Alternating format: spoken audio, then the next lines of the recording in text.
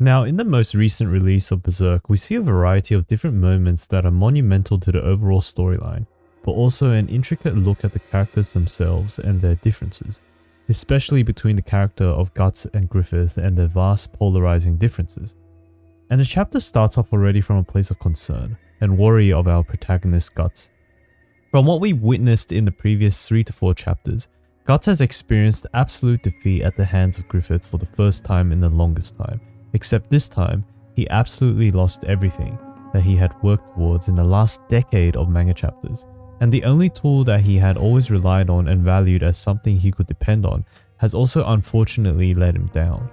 And through Shrieks' vision of entering Guts' psyche, our concerns are confirmed as we witness Guts plunging himself into a negative thought spiral, where he seemingly has finally given up to the darkness that plagued his entire life from the beginning of the story. And this is interesting. Guts has always been a beacon of hope, grit, and undying will to all the readers of this manga, and yet for the first time we're seeing him experience utter defeat, not just in the literal sense, but also in a more spiritual individual sense. We see him suffer from the defeat of the battle, but also the utter defeat of his willpower, his spirit, and his desire to keep fighting. This in itself is something we have never witnessed before. This sense of complete despair from one of the characters that we have all identified as a character of strength and undying determination, and I think this was geniusly done. Because now even us, the readers, are experiencing a sense of defeat. And this is well visualized within this chapter, where we witness Guts' despair, agony, and suffering, materialized as a giant whirlpool sucking in anything in his way without any sense of care, empathy, or remorse. Conversely, if we take a look at the later pages of this chapter, we see Griffith being basked in all his inhumane glory, worshipped as a deity and savior of the world, which makes me personally sick to my stomach, because the truth of his upcoming and his current character is one that we all know is riddled with death, greed, and sinful actions. Griffith now has become far less a character, rather he has become a metaphorical manifestation of the eclipse itself, especially to us viewers, as well as to the character of Guts as well.